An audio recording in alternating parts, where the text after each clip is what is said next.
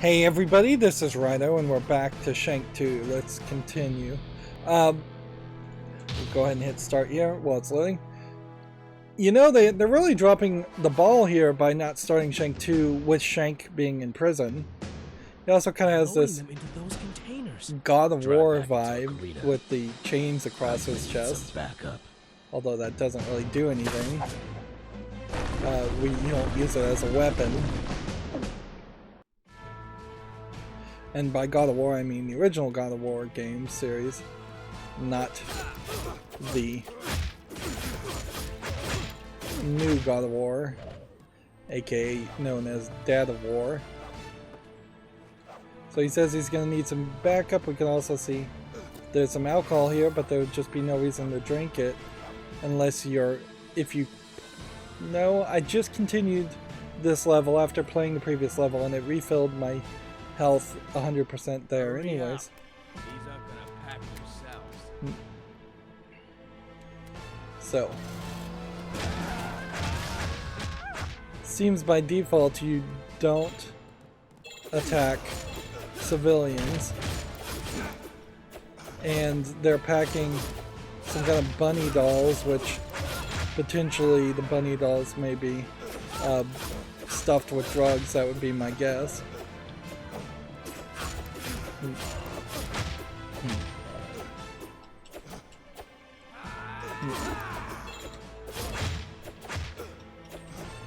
Part of the problem you can see with the button mashing here, though, is that I'm not hitting these characters half the time when they're on the ground.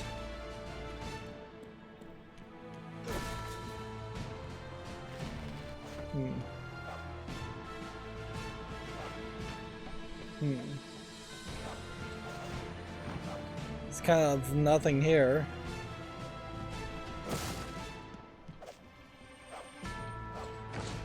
And you have a fish skull now instead of a skeleton skull.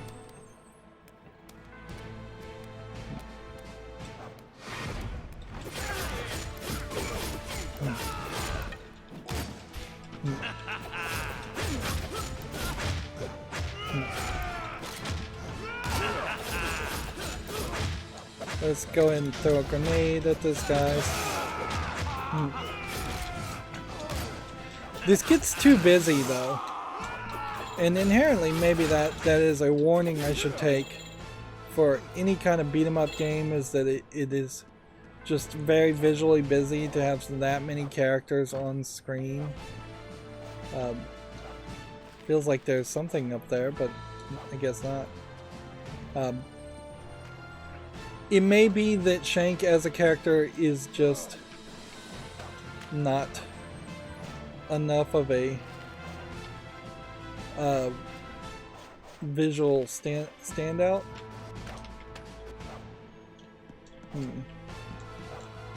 This is interesting. There is something up there, but I cannot see a way to reach it. If you jump this way, it does give you a fairly long point in which you can roll up.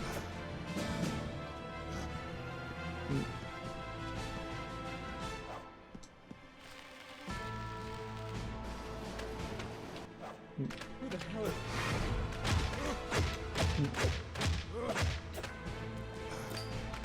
Yeah.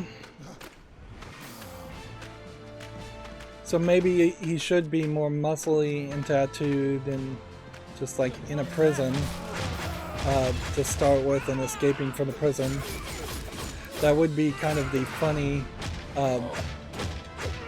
funny ending, certainly, too. I cannot get close enough to that guy to attack him. That would have been a somewhat funny ending to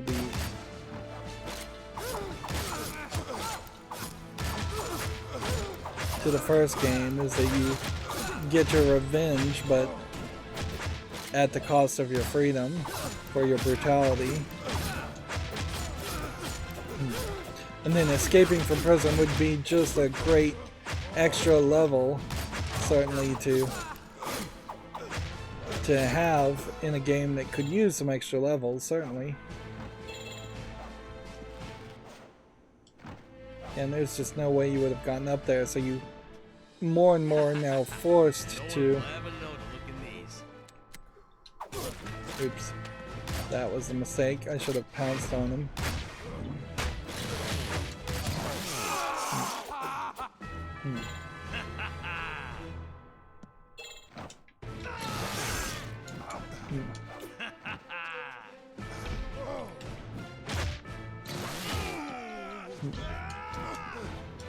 Let's go and throw a grenade.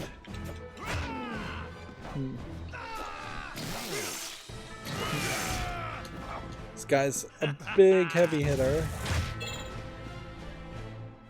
And then freeing people. There's 50 people we're trying to free overall in the entire game.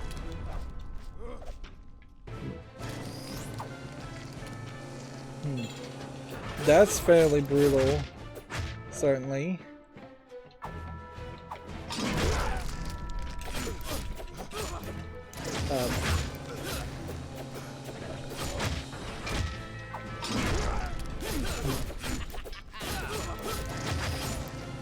See if we can convince more of them to come this way.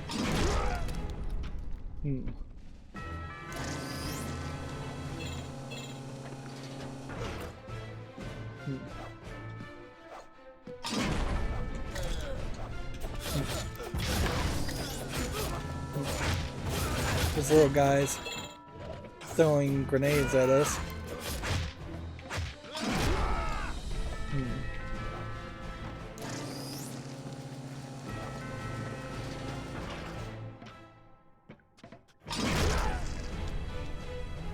Like, my health is really, really low there, so I may get past one section and then immediately die in the next section.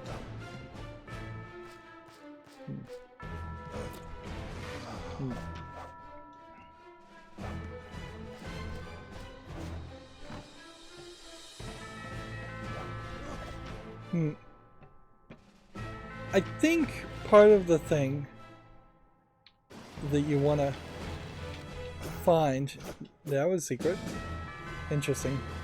One of the things I think that you want to find in any kind of beat 'em up game like this is a fairly longer level that moves from left to right instead of a level where you get trapped and then there's like 5 to 10 waves of people in a certain section of the area that are just gonna jump on from the front of the screen. Like, this does reek just a little bit too much of what you would expect from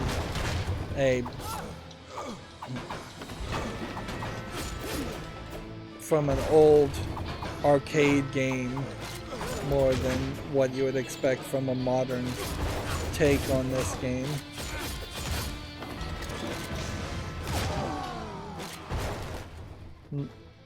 And unlike arcade games, which are trying to steal quarters from kids, being able to just hit continue here highlights the problem with something like this game and the idea of just a repeatable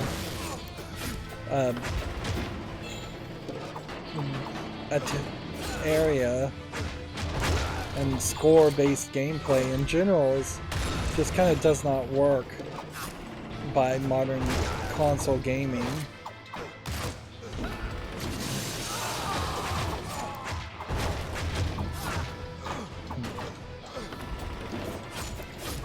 I can see a lot of players not quite getting that you have to take on these gun characters and throw a whole bunch of a whole bunch of knives at the same time, or a whole bunch of gunshots.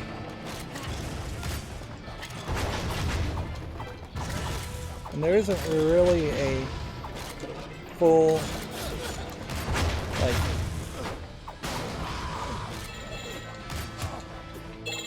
still have to take out a couple more people. Yeah, there really isn't a full throw upward that you could have done there. It doesn't feel like.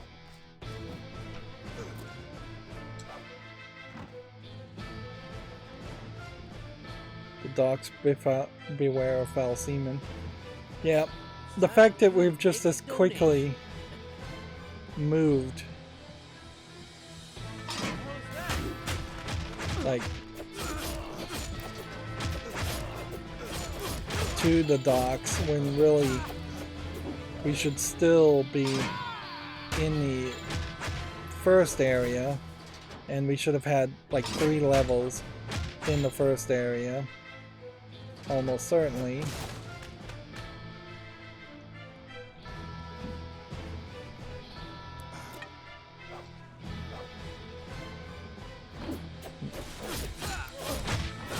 Slapping people with a fish, I guess we can do that.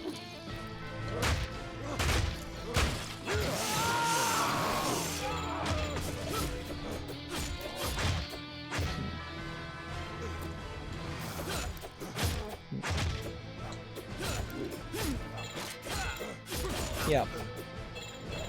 Easily you could have tripled this game by, or tripled the length of this game simply by having a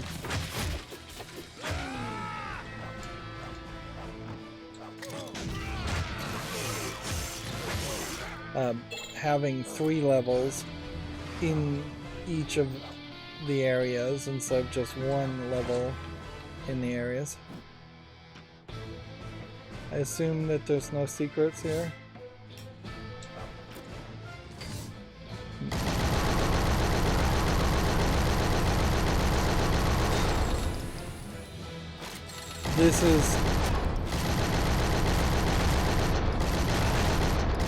This is a good kind of cool gimmick, but arguably not something that you would want. And once again, the audio just seems wrong here. Let's go down 2 here, let's go down 1 here. Apply.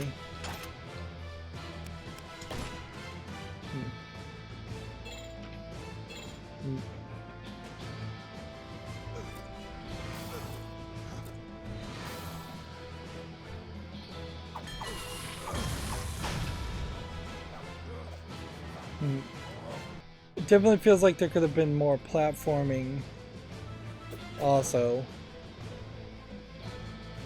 Like more platform puzzling going on.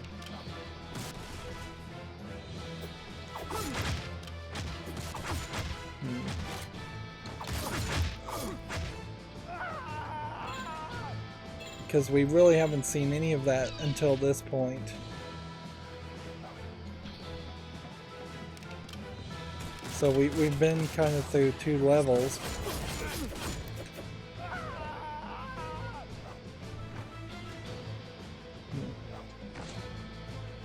I don't know why I would have needed to jump to that.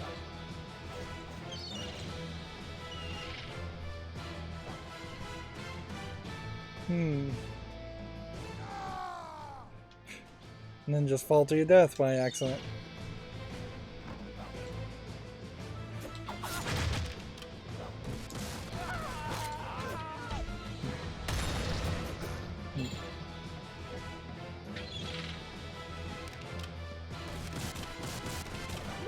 I guess the idea is that if you don't jump at the end one way or the other, you will die.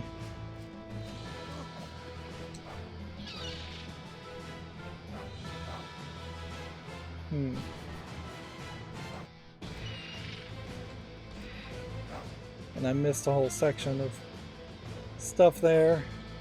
It doesn't seem like you can really get it back. So that might be an argument as far as a reason you might come back and play the game a second time. Is if you're just trying to get collectibles. But that would be about all I'd be willing to potentially even consider. Meanwhile, I'm getting my butt handed to me. These guys are dangerous to say the least. And seemingly fairly difficult to defeat.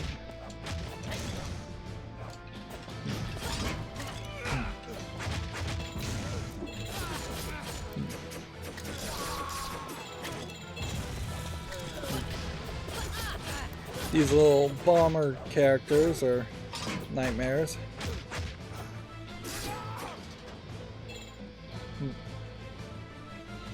Oddly, in this level, we have gotten more and more to gimmick, like, interactables more than... Let's see if he can swim. Let's see.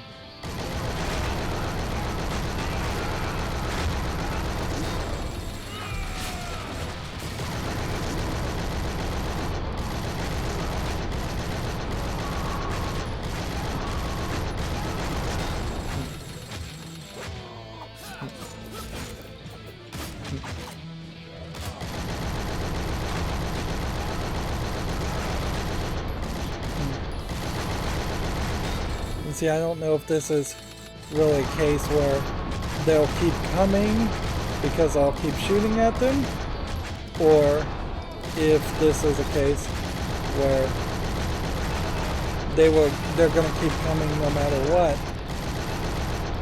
But this gets away from the idea of the Shank gameplay, because you're not really shanking people, and you've got just like a whole bunch of pickups you missed in that whole process. A whole bunch of rewards I missed. Target located. Engaging Like now. each one of these named areas feels like it should have been its own separate level.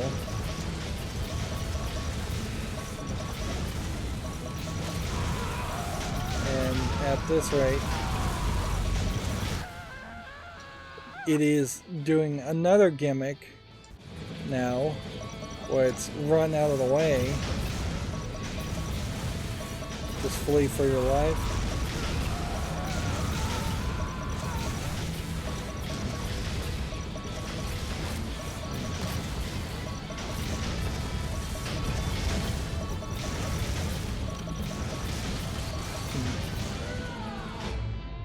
And then you get a cutscene,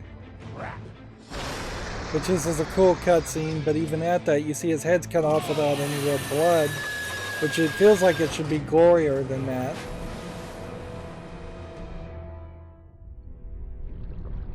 You know, Netflix made like a Cuphead animated series based off of the video game Cuphead, and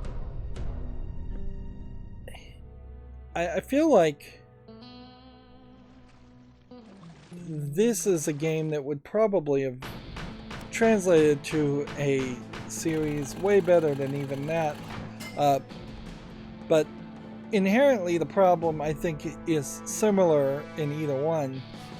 The Cuphead animated series compared to the game Cuphead has to have a lot more talking and a lot less shooting, because effectively that is what Cuphead is that you're doing 3D platforming boss fights and shooting things, or you're doing the platforming levels where you're running and shooting at things instead of just kind of staying in the same screen and shooting things.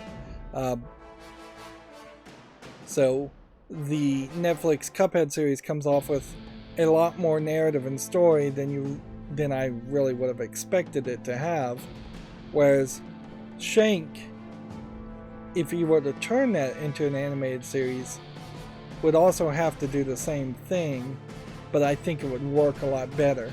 Because we really don't know anything about Shank, even though they're trying fairly hard to make him a cool character. Looking at the actual thumbnail right now of Shank 1, he is shirtless in the first game. That was a mistake to put him in a red shirt then, because he does just kind of blend with the background. Visually, there is definitely some improvements that would have needed to happen on this game to make it easier to get through. But yeah, ignoring my speculation as to whether or not this would have been a better experience as an animated series than really a video game, because honestly, if they had made an animated series off of this, I could see people thinking that the video game came second, because it's so lacking in detail. It's so light and so short. But yeah, ignoring all of that, I have a real sneaking suspicion that for the next 3 or 4 levels, I'm just gonna muddle through the game. Hopefully we'll be able to beat the final boss on normal mode, but we're not really seeing anything new that would inspire great confidence. We're not unlocking any real new weapons. Maybe one new pickup item was seen in the Dirty Docks, and that's it. But yeah, it doesn't seem like we're going to unlock anything, so we'll probably unlock something new in the next level. Inherently, I guess you would have, if you're going to make this longer, you would have had it potentially be more like a Metroidvania, where there's a hub area and you can travel backwards and forwards instead of just always moving left to right. That would be a different type of game. You might have different keys that you need to collect to unlock a door to get past the final area. That would be a way to make it a longer experience also. But yeah, if you were to compare this to, say, the Shantae series, which is not really the worst comparison, some of the Shantae actual levels are basically doing the same as what we're doing here. It's definitely not gory or in Shantae's game, but you are running into a lot of repetitive enemies and you're doing some 3D platforming. The difference there, though, is that all the extras around the Shantae series, in that Shantae has several different like special abilities, and those abilities help you get to new areas and find a lot more secrets, and also help you fight a little bit. Plus there's potions and health regenerations. You wouldn't even change this game that much, as much as you would making it a Metroidvania or making it a Shantae-like game, if you just had a way to, in the campaign mode, collect gold to upgrade the number of like health regen beers, alcohols you could hold, because you can't hold any at the moment, or just increase the odds of those spawning, or you could increase your defense, or increase your attack, or increase your speed. To have any of those RPG elements upgradable with the gold that you're picking up would make a lot of sense. Plus, once you start having those RPG elements and an ability to upgrade, then it also helps you potentially be a better player without actually becoming a better player, and go back and play the levels more efficiently. But yeah, I look at this 17 minutes and 20 seconds, which is not really how long the level took, because we died 4 times. And I look at the 4 deaths also on top of that, and I'm just not really satisfied with that experience. I really would have thought, I would have really appreciated Dirty Docks to have been closer to 45 minutes to an hour. But yeah, I feel like I'm going to end up complaining about the same things over and over again, so in an effort not to repeat myself too much, that's going to be it for this recording. As always, I ask you to like, share, subscribe, comment, and watch every second of my videos. If you want a friend or follow me on any social media sites, there's a bunch of links down below.